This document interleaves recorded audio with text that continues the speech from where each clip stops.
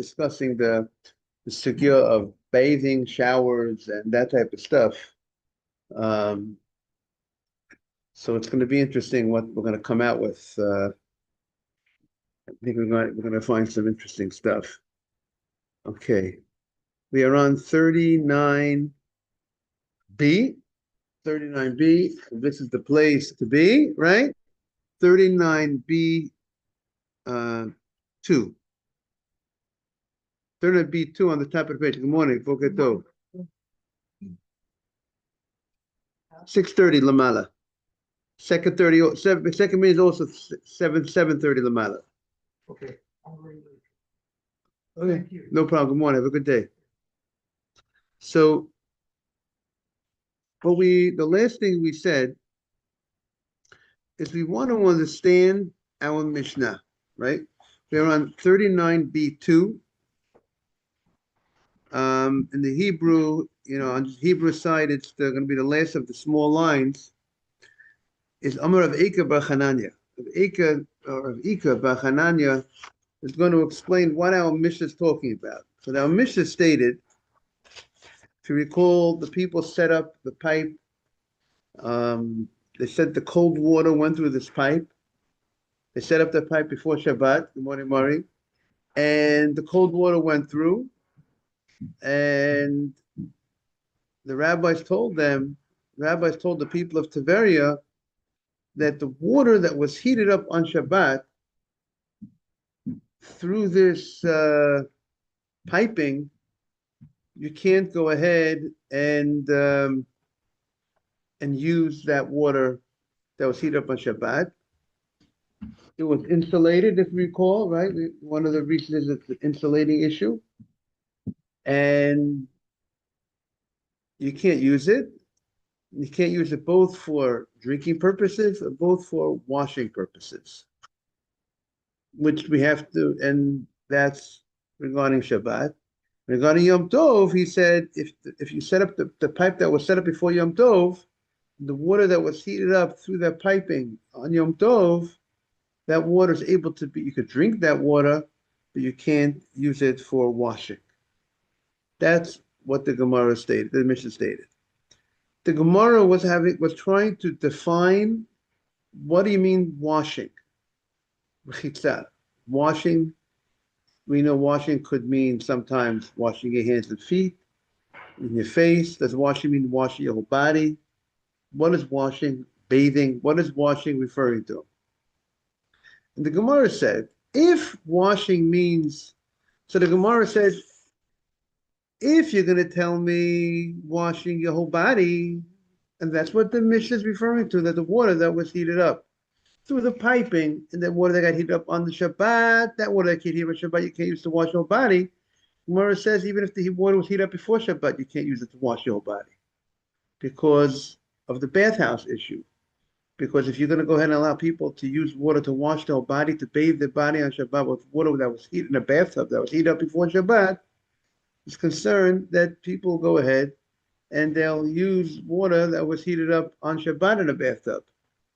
And that you can't use water that, obviously water that's heated up on Shabbat, you can't use. Now, why would people make a mistake if you use water that was heated up before Shabbat in a bathtub? How would they ever make a mistake to say you could heat up water on Shabbat?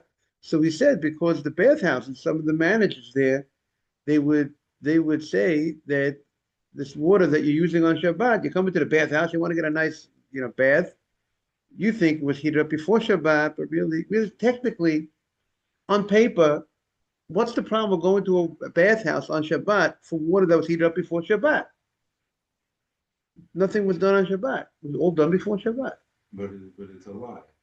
But the problem is because it became a lie. The problem is because those unscrupulous managers of the bathhouses who want to make the extra buck, who want to say, I have the best bathhouse, they would present their bathhouse as if it's a proper bathhouse. It was working according to Jewish law, that the water was not heated up on Shabbat, and he would actually heat up the water on Shabbat. Whether he would do it himself, whether he would get a Gentile to do it for him, whatever it was, it's not allowed to be done. So therefore, the rabbis forbade water that was heated up before Shabbat. You can't use that water for bathing on Shabbat. Right? That's why you can't heat up a tub before Shabbat and sit in the tub on Shabbat. Before Friday night, before Shabbat, you can say, I'll heat up a tub and I'll go take a bath Friday night in the tub. I can't do that because of that situation. So therefore, but the Mishnah can't mean that we're referring to it's forbidden for you to use, that it's forbidden for you to bathe in that water that was heated up on Shabbat, because the truth of the matter is, even if the water was heated up before Shabbat, you wouldn't be able to bathe in the water. So if the Mishnah says specifically the water that ran through these pipes on Shabbat, through the springs of Tiberia, are forbidden, only the water that ran through on Shabbat, they can't be referring to bathing. Referring to bathing, even the water that came through before Shabbat, you can't use. And the Mishnah is very specific. The water that came through the piping on Shabbat, you can't use for washing. So it can't be referring to washing the whole body, because even if the water came through before Shabbat, you can't use to wash your whole body. So what is it referring to? Your hands and your feet. So the Mishnah stating then that the water that, if you set up this piping before Shabbat, you can't use the water that came through the piping on Shabbat, even for because we treat it like it was heated up on Shabbat, and we treat it as if you actually heated up on Shabbat directly, and you can't use it for your hands and your feet. But if that's the case, if the Mishnah is referring to hands and feet, then we're even restricting you to use the water that went through the piping on Shabbat for your hands and your feet.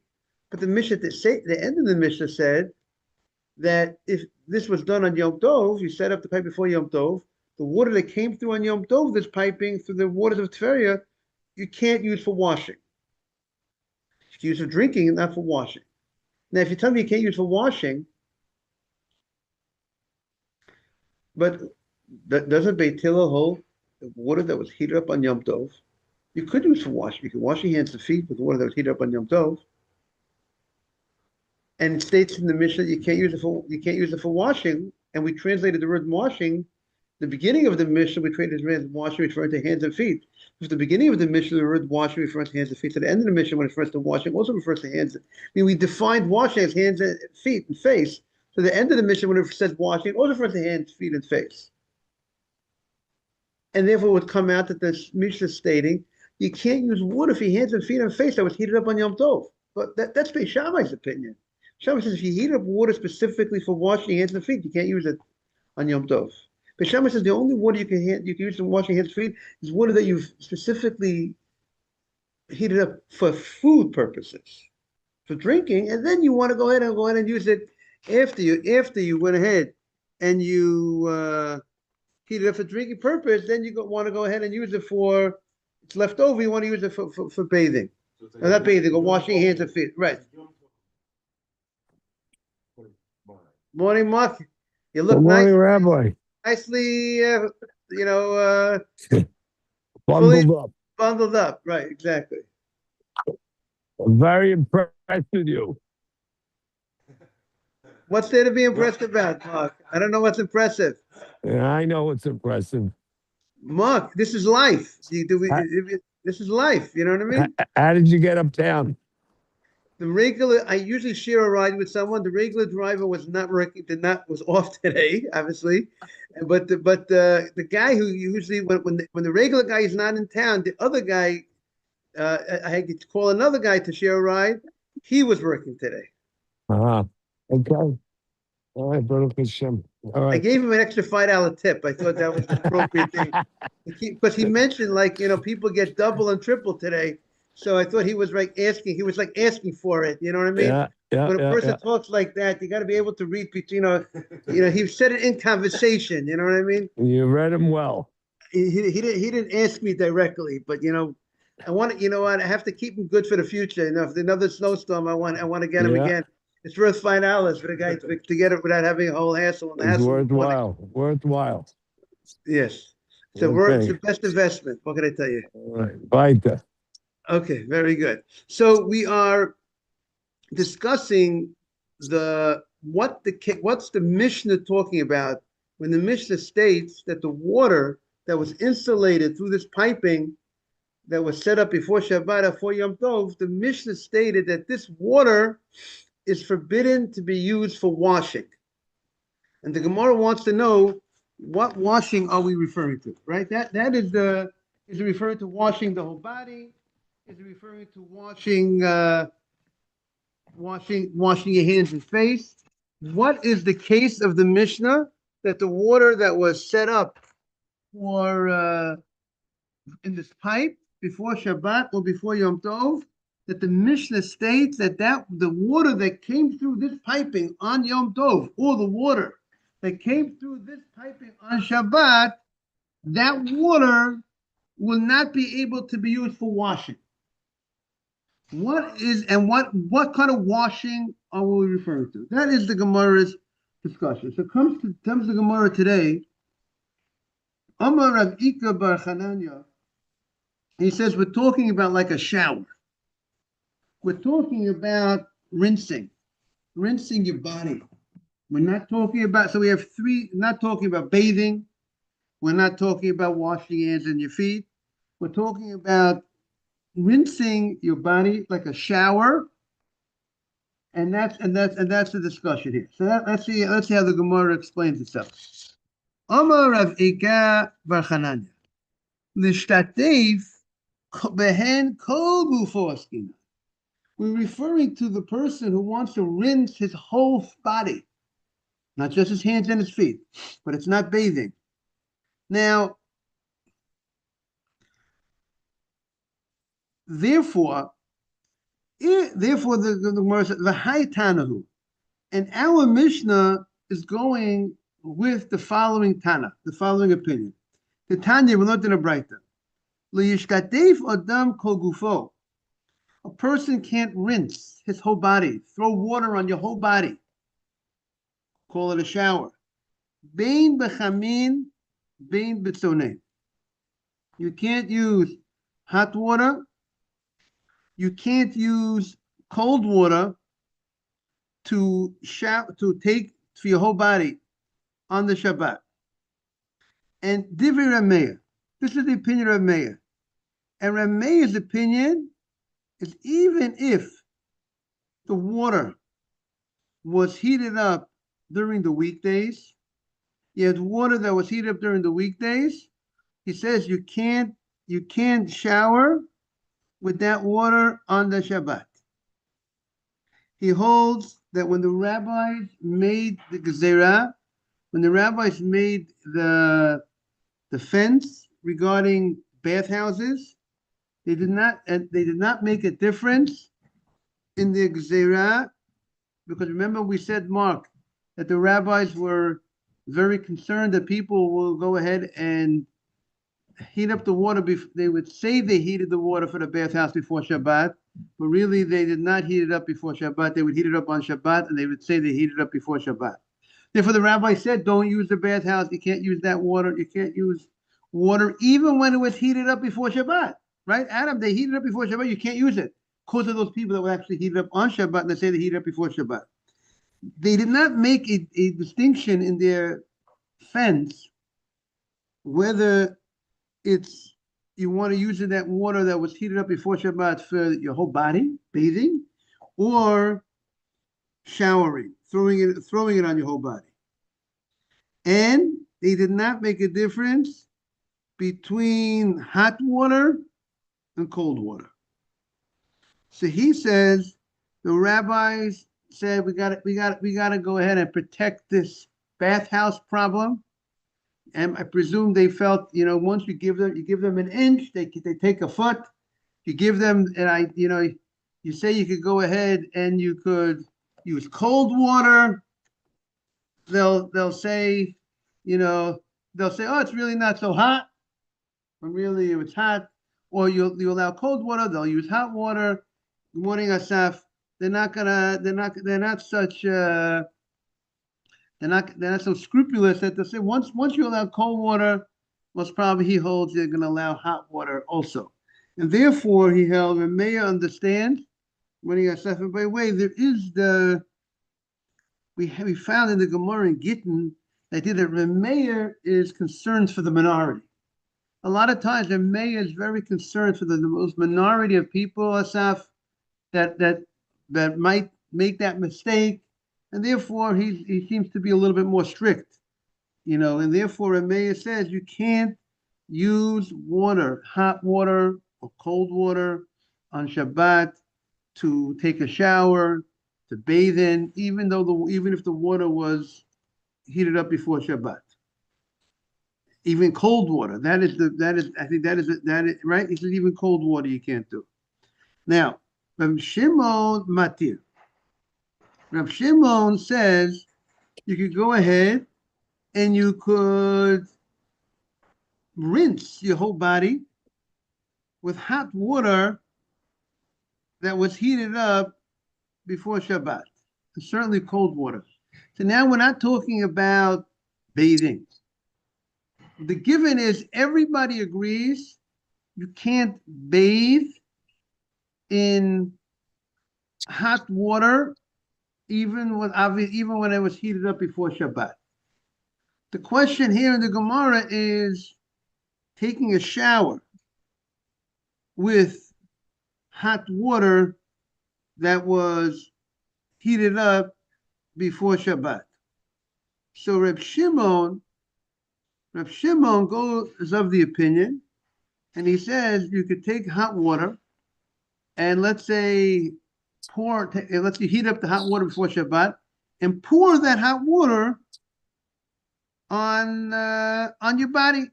You can pour that hot water on your body on the Shabbat, Friday night. According to that opinion, Friday night, a guy went ahead and heated up the water before Shabbat, and he takes the water and he pours it on his body, on his whole body. According to that opinion, he would be allowed to do it, and therefore, the Mishnah is stating. But therefore, the Mishnah is stating that the water that was insulated in the piping before Shabbat, the water that ran through on Shabbat, we treat it like water that was heated up before Shabbat. They treated water heated on Shabbat, and that you can't use, even for rinsing your body, even for throwing it on your body. But the water that would have been heated up before Shabbat, Reb Shimon would hold you could use that. You would be able to use to throw on your body, meaning to say he makes a distinction between a shower and a bath. He says that the fence that the rabbis prohibited taking a bath on Shabbat with water that was heated up before Shabbat is specifically a bath, but a shower with water that's heated up before Shabbat, he holds you could do that. Rabbi Yehuda, the third opinion, is in the middle. He says, "B'chamin osur." He says you can't take a shower with hot water that was heated up, even though it was heated up before Shabbat. You can't take a shower with that water. You can't throw that water on your body. But sonein mutar. But sonein, cold water, he says there's no problem to take cold water and throw it on your body on Shabbat. We're not afraid. He says we're not so strict to say if you allow cold water, if you allow a cold shower, they're going to allow a hot shower. And the concern that the rabbis had, they didn't extend that far, right? They extended it to, they would not let you throw hot water on yourself, even though the water was heated up before Shabbat. That a shower of hot water, he holds it similar to bathing, but so he's going to be strict on that end, but he's going to be lenient and he's going to allow you to take a cold shower. Those are the three opinions. Okay, comes the Gemara. Amar Rav Chizda. So Rav Chizda says, Machloket, the disagreement, the argument in our Mishnah regarding taking a shower, throwing water over your whole body, rinsing your body with water that was heated up before Shabbat, is only regarding Bikli, hot water that's in a utensil. let's say, at least this is his thought at this point. We'll see how the Gemara is going to develop. Meaning it's in a utensil. It's in a pot. The water's in a pot. The water's in some sort of utensil. But aval bekarka, but if the water is on the ground, like a bathtub. Bathtub water is not in a utensil. A bathtub is not a utensil. The definition of a utensil is something that moves, right? It's one of, I think, the definitions of something that doesn't move is called the ground. Adam, does that make sense? Right? Right, Mark? Something that doesn't move is more the ground. So the bathtub doesn't move. Maybe if you have a movable, if you move, it could be a keli. If let's say it's not cemented in, if it's a moving bathtub, you could take a baby bathtub, right? Sometimes they have these plastic little pools. That's a keli that you move it around. You pick it up, you put it down. But a fixed thing in the ground, that's called karka. That is the status of ground. That's the ground. The bathtub that's cemented in, that's fixed in, that you can't move, right? That's called ground. So the Gemara wanted to say at this point that, by the way, you get more reward to coming to a class when it's snowing than it's not snowing. It says the fum tzara agra. I'm still impressed. Okay, I thank you very much. Okay. But I don't know, did you receive Adam's message last night, Mark? Like, how's he getting here? I was like, what? Okay. And I told my wife, I said, Rabbi Stephen goes out. Okay, and I have to thank your wife for accepting that. Okay. So the Gemara wants to say, Mark, we are on 39 B2 on the bottom, Amar Rav Chizda, Machloket Bekli, the last line of the first column, Machloket Bekli. Of Bekarka, but he wants to say that if it's in the ground, the water is in the ground, the hot water is in the ground, like in a bath, L'divrei hakol muta. He wants to say there's a difference between a utensil and now. So Rashi says, why should we be more? What should be the difference between water in a pot or water in a bathtub? So look at the Rashi. If you want to look at the Rashi on the left side, Bikli. You have the Rashi Bikli? Adam, you see the Rashi Bikli? Mark, you have the Rashi Bikli on the left side? In the middle. Bikli, right? So it says Bikli. The Haroa Omer. The person sees, when you see water in the utensil, Hayom Huchmu, people think today it was heated up, right? Your pot, see water in a pot, it was heated up to the pot. And Umucha Milta, they told it Ha'arninu, and it was heated up in a pot got heated up from a fire. So it's a derivative of fire. It was heated up from fire. And if you're going to go ahead and use water that was in a utensil, and you're going to go ahead and shower with that water, throw it over your body, and you're going to use hot water in that utensil, even though you heated it up before Shabbat, but people are going to think that it wasn't heated up before Shabbat that you're using for throwing on your body. And they'll think that it was heated up on Shabbat. And b'Shabbat, they themselves are going to say, I'm going to go ahead, and they'll think I could heat up on Shabbat.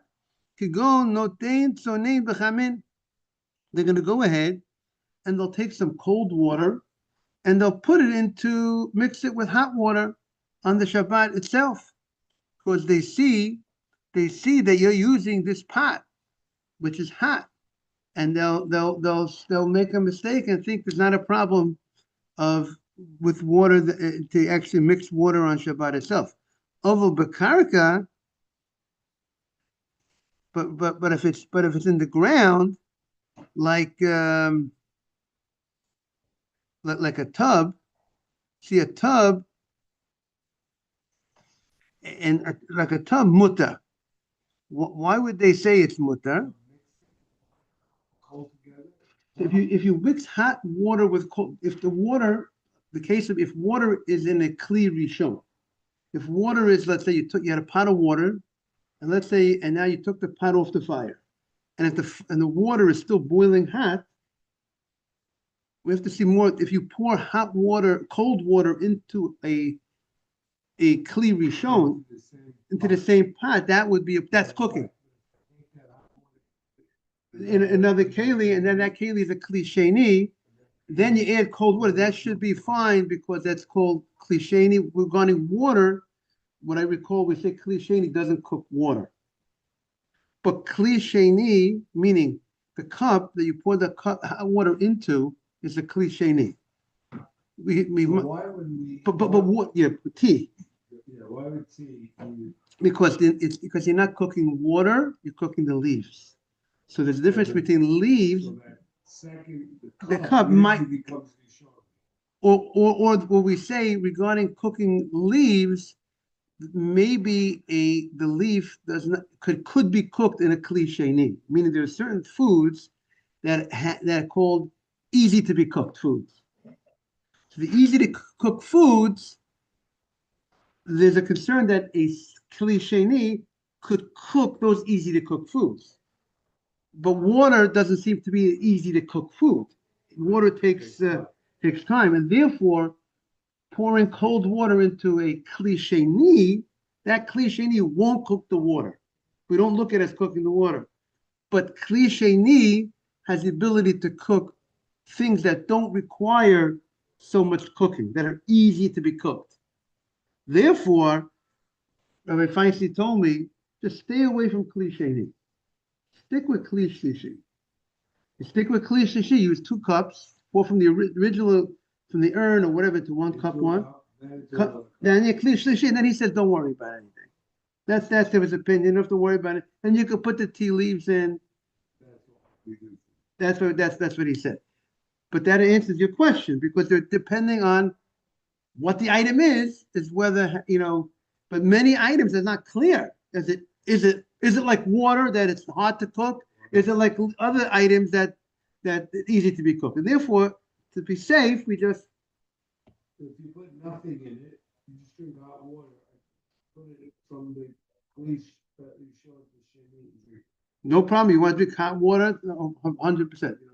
You don't need anything. You don't need kli shlishi. 100%. Right.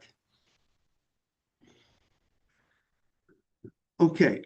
So as he says, but bekarka, if the water's on the ground, the thought was that maybe you could, everyone would hold you could rinse with it. Now we have to explain a little bit more. So let's see a little more in the commentary over here. He says like this. I mean, everybody knows that you can't cook on Shabbat, but people will make a mistake and think, you see, people would think that you could go ahead and mix waters, right? Cold water and hot water, people could make a mistake. Because if you go ahead and you see a guy, I mean, why did they broaden the prohibition to rinsing with water on Shabbat that was heated up before Shabbat? Because maybe the onlooker will see water, he'll think that the water was heated on Shabbat through the mixing of hot water with cold water. And that's what they would do during the weekdays. During the weekdays, in the bathhouses, what do they do in the bathhouse? They mix the water. So let's say at a certain point, overnight the water got cold, or whatever, or the water, or whatever it was, or they would mix water. Beyond use, so it's so hot that you can't use it. And then they take that water and put it into room temperature water, and that's hot. So they don't use so much hot water. They have, let's say, that hot water, they need 5 times the amount. So this hot water becomes so hot, it's unusable, if I mix it with that room temperature water, now it's hot for bathing. Okay, very So good. it's like not mix the cold into the hot, mix the hot. Into the together, cold. But still, it's the But same. still, right, they're mixing it together on this, it's not like one on side to side, so to speak. Yeah, and it's peop- actually pouring a little cold water into the pot of hot water, what you said. Even after the pot has been removed from the fire, is considered a genuine act of cooking It- cold water. If it's still boiling, if the first pot is still boiling. So even though everybody knows you can't cook on Shabbat, but you know what? Morning. But what will people say? The onlooker will say that, you know what? Cooking is only when I cook with a fire. But if I mix waters, it's not a problem. But now we have a rule, right? But what's the rule? The rule is just like hot, you can't cook with water that was put on a fire. You can't cook with a derivative of fire, right? So therefore, that's why if you take cold water and you mix it with boiling hot water, the original boiling hot water that was heated up by fire, you're cooking the cold. Even though you're not cooking with a fire, you're cooking with the hot water that was cooked from a fire. And we say a derivative of a fire has the status like a fire itself. Now, so if Chisda says, he wants to suggest that only if you have water that's in a utensil, hot water that's in a utensil. Because if it's in a utensil, how did it get heated up in the utensil? It got heated up by fire. People are going to go ahead and make a mistake, and but if the water's in the ground, maybe we could go ahead and use that water. Why? Because people are not going to make a mistake. Because sometimes the water in the ground comes from springs, hot springs, and they'll also say it's not heated from through a fire. Right, but it's not what, the pipe was but we said, let's say if something's heated from the sun. We said sun water that was heated from the sun, or technically that water is you let it cook with the sun. We let it cook something in the sun itself. We said there's a rabbinic problem using a derivative of the sun because people don't know that it's a derivative of the sun. People think maybe it was a derivative of, they don't know where it came from. Maybe it got heated up. A piece of metal in the sun. The metal gets so hot. Can I crack an egg and put it on that metal? No, because people don't know. Maybe they think it got hot from fire. But if you want to take an egg and crack it in the sun itself, you could crack an egg directly in the sun itself. Because everybody sees it's the sun. No one's gonna make a mistake. So he wants to say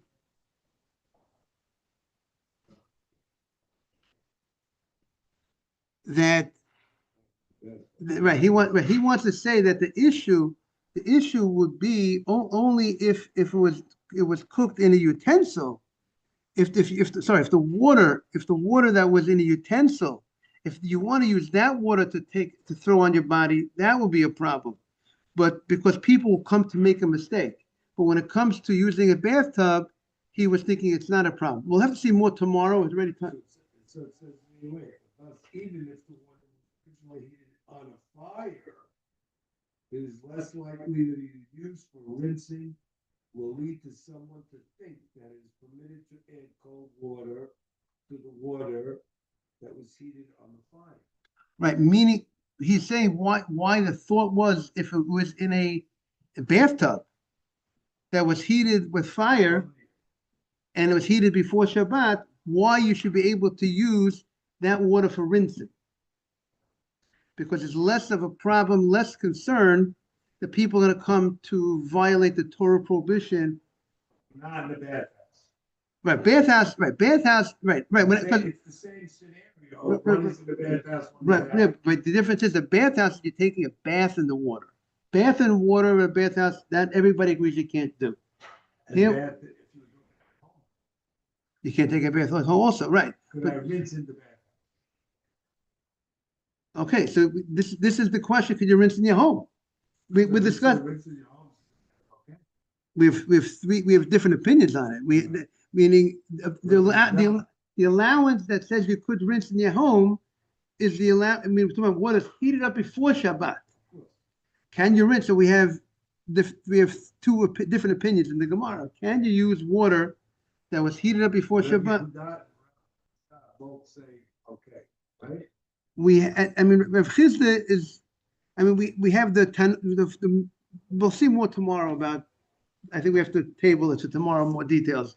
It's getting a little more complicated at this point, and a lot of different opinions on the matter. But at the end of the day, at this point, we have two different opinions. Can you rinse? Can you rinse on Shabbat with water that was heated up before Shabbat? Can you take a shower with that water? We'll see. To be continued. And I took out the Yalkut Yosef, getting ready to see how the custom of the Sfardim regarding some of these things are. So we gotta okay. Have a great day, everybody. Asaf, have a great day. Show you this.